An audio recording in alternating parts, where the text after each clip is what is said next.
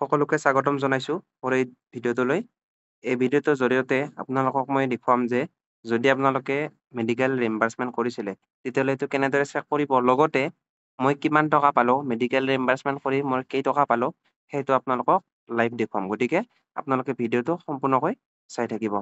প্ৰথমে আপোনালোকে mmlsay.assam.gov.in ৱেবছাইটত আপোনালোকে অফিচিয়েল ৱেবছাইটত যাব। তাত গৈ কিনে আপোনালোকে জানেই ইয়াত ক্লিক হেয়াৰ অপশ্যনত ক্লিক কৰিব। ক্লিক হেয়াৰ অপশ্যনত ক্লিক কৰিব। ইয়াত আমি লগ ইন কৰিম।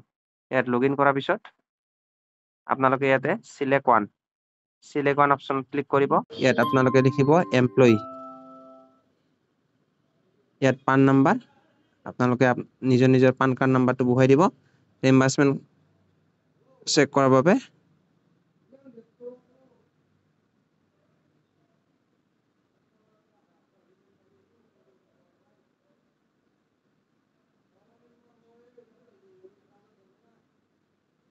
ইয়াতে আপোনালোকে পান কাৰ্ড নম্বৰটো বহাই দি কিনে প্ৰচিড অপশ্যনত ক্লিক কৰিব।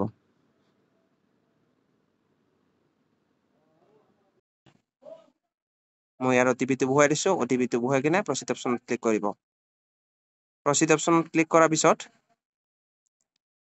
আপোনালোকে লগ ইন হ'ব। ইয়াত লগ ইনত আপোনালোকৰ নিজৰ নাম, মেম্বাৰ আইডি ইয়াত দেখা পাব আপোনালোকে। গতিকে ইয়াৰ পিছত আপোনালোকে ৰিম্বাৰ্চমেণ্ট অপশ্যনত ক্লিক কৰিব। এই ৰিম্বাৰ্চমেণ্ট অপশ্যনত ক্লিক কৰিব। যদি আপোনালোকে আগতে কোনো নতুনকৈ এই ভিডিঅ'টো যদি আপোনালোকে নতুনকৈ চাই আছে, যদি কোনোবাই ৰিম্বাৰ্চমেণ্ট কেনেকৈ কৰে নাজানে, তেতিয়াহ'লে আপোনালোকে কমেণ্ট অপশ্যনত গৈ কমেণ্ট কৰিব। মই ৰিম্বাৰ্চমেণ্ট কেনেদৰে কৰে সম্পূৰ্ণ ভিডিঅ' আপোনালোকৰ আগবঢ়াম যদি আপোনালোকৰ প্ৰয়োজন হয়। ৰিম্বাৰ্চমেণ্ট অপশ্যনত ক্লিক কৰিব। ৰিম্বাৰ্চমেণ্ট অপশ্যনত ক্লিক কৰাৰ পিছত আপোনালোকে ৰিম্বাৰ্চমেণ্টটো ইয়াতে যদি ৰিম্বাৰ্চমেণ্ট ক্লেইম কৰিছে তেতিয়াহ'লে আপোনালোকে ইয়াত দেখিব। ইয়াত আপোনালোকে দেখা পাইছে ইয়াত নাম্বাৰ অফ ক্লেইম 1, ইয়াতে আমাৰ আইডিটো আছে আৰু মেম্বাৰ আইডি, লগতে ক্লেইম ছেটেলমেণ্ট। যদি আপোনালোকৰ টকাটো সোমাই যায় তেতিয়াহ'লে ইয়াত ক্লেইম ছেটেলমেণ্ট বুলি আহিব আৰু লগতে ইয়াত হস্পিটেলখন দেখা পাব আপোনালোকে। ইয়াতে ক্লিক কৰি দিব। ক্লিক কৰি দিয়াৰ পিছত আপোনালোকৰ সম্পূৰ্ণ প্ৰচেছটো প্ৰথম কিয়স্কত এপ্ৰুভ, যিটো আমাৰ মুখ্যমন্ত্ৰী লোকসেৱক আৰোগ্য যোজনা, তাত এপ্ৰুভ হোৱাৰ পিছত আপোনালোকৰ দ্বিতীয়ত যায়। যদি আপোনালোকৰ ডকুমেণ্ট কিবা প্ৰব্লেম থাকে তেতিয়াহ'লে তাত কি আহে, আপোনালোকৰ কুৱেৰি আহে। কুৱেৰি ৰিপ্লাই কেনেদৰে দিব সেইটো চেম ইয়াত আপোনালোকে এনেকৈ দেখা পাব। আপোনালোকক মই দেখুৱাই দিছোঁ। ইয়াত মোৰ টকা কিমান টকা সোমাইছে আপোনালোকে ইয়াত দেখা পাব। ক্লেইম ষ্টেটাছত আপোনালোকক দেখুৱাই দিছোঁ। ইয়াত claim proceed for payment, claim proceed. প্ৰথমৰ পৰা আপোনালোকক ষ্টেটাছটো দেখাই দিছোঁ।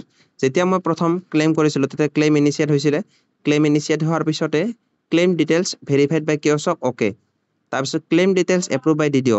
যেতিয়া আপোনালোকৰ কিয়স্কত এপ্ৰুভ হ'ব তেতিয়াহ'লে এইটো আপোনালোকৰ DDOলৈ যাব।